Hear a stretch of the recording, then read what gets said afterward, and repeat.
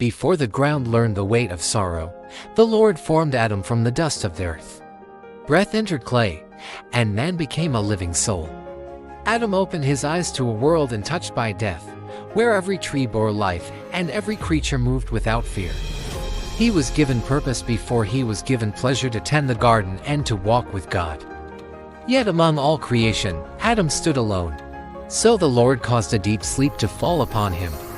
From Adam's side he formed Eve, not from his head to rule over him, nor from his feet to be trampled, but from his side to stand with him. When Adam saw her, recognition rose before language, bone of my bones, flesh of my flesh.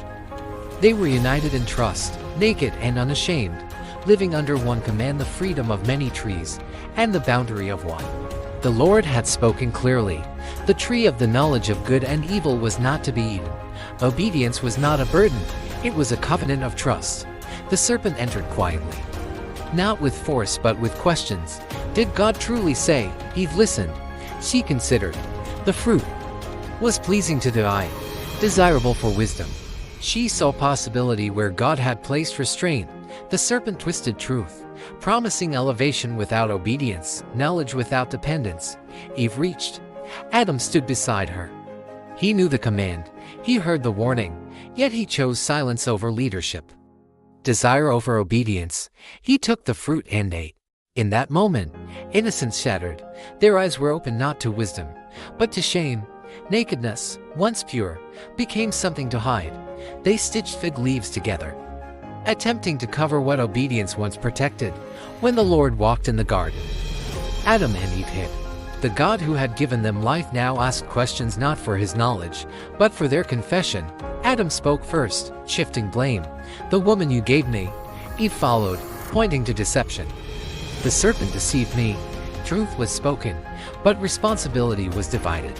Judgment came not as cruelty, but as consequence. The serpent was cursed. Eve would know pain and longing. Adam would wrestle the ground for his bread. The garden would no longer be their home. Yet even as they were sent out, mercy walked with them. God clothed them not with leaves, but with garments of skin.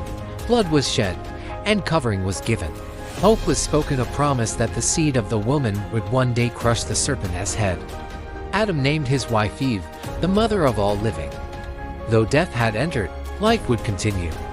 They stepped into a harder world, carrying both guilt and grace, loss and promise. They had fallen, but they were not abandoned.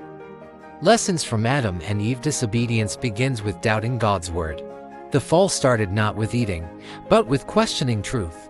Silence in the face of temptation is a failure of responsibility. Adam sinned not only by action, but by inaction. Sin opens the eyes to shame, not wisdom. What was promised as enlightenment became separation. Blame avoids guilt but deepens distance. Healing begins with responsibility. God's judgment is never without mercy. Even in exile, God provided covering and hope. Thank you for watching. If this story resonated with, please like and subscribe for more content.